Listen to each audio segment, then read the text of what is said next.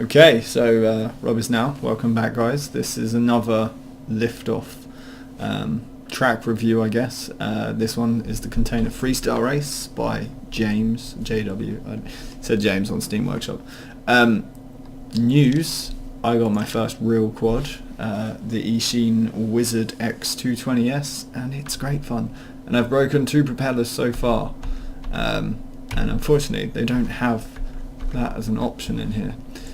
So instead I'm going to stick with this Talon here because it's the one I'm sort of used to.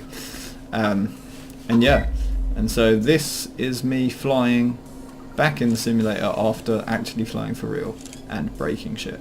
I'm going to take this nice and slow. I say slow, it looks like I'm picking up speed, but I don't want to. But this is a very confusing track. I've just had a couple of goes at it. I like the colours of the blue arrows here to tell me where I'm going, and it is the sort of track you sort of need to know where you're going, because you've got arrows everywhere, but they are kind of hard to figure out what's going on. So here we're doing our split S practice, I guess. This stuff I hate doing. This is like you've got to ride the hull, but I can't do it, so I just hope that I fall right. And then here I try and go under every time because, why not? I mean, I'm getting better at doing that sort of thing, so... Oh, thank God for God mode, huh? So, there we go. It takes me about a minute to finish each one of these. I don't mind this, but it does take a bit of getting used to because it does sort of force you to practice certain maneuvers. Like, the turn's pretty basic by now. Like, everyone should be able to turn if you've been playing enough of this or doing it for real. Going through the smaller gaps, that takes a bit of practice, I guess. But I don't really know what I'm supposed to be practicing in certain maneuvers here. Like this one, this makes sense to me because I've practiced this a few times, the split S. Thanks to Cloudcake for his guidance on that one. This stuff, this I don't get. I don't know what I'm supposed to do, but I seem to figure it out. I'm gonna go, oh that was nearly bad. But yeah, I figured once I found a camera setting I was happy with, I've stuck with that.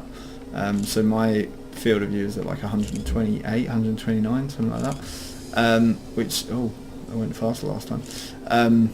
Which I find has helped, because before I couldn't really see where I was going, and I wanted to see more of what I was trying to fly through before I would commit to it, and that is now. Well, it hasn't made me faster. It's just made me crash slightly less.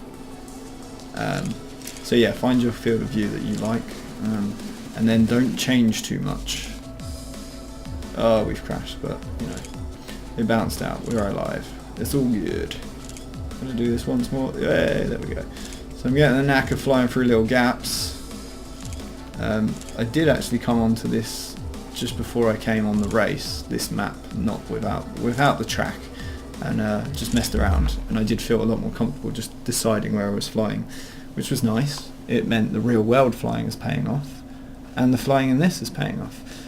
So yeah, that's the that new track that I've forgotten the name of, but I quite like it. I think if you're new to it, but you're familiar with the controls, that's a good one to just practice, like the split S, the riding down the wall. I don't know what to do. The other thing I've been practicing is power loops. They're quite good fun on that map as well, doing massive ones like through the hangar. I'll just show you that. But yeah, so it's a hangar track. It's called Container Freestyle Race. And I'm just gonna pick. I don't want to do a race. That's not what I want to do. Why is it making me do that? But yeah, so power loops are the things. That's because I selected race. Power loops I've been practicing, which are quite good fun to do on that track, because it's got a big thing to practice on. And I'm not doing small ones because that takes ages to get good at. But this is the same track, or same area, but this is what I've been practicing. Oh, not crashing, obviously. but power loops like that, but I'm not very good at them. But so you keep the power on until you're coming back, and then you bring the power in again to carry yourself forwards. So you cut the power there, bring the power in gently, and there we go. So but what I've been doing to, you know, force myself to really hold back is I've been slowing the roll and then coming back through and really punching it to try and make this. Oh, that was messy, but there you go. So that's the power loop.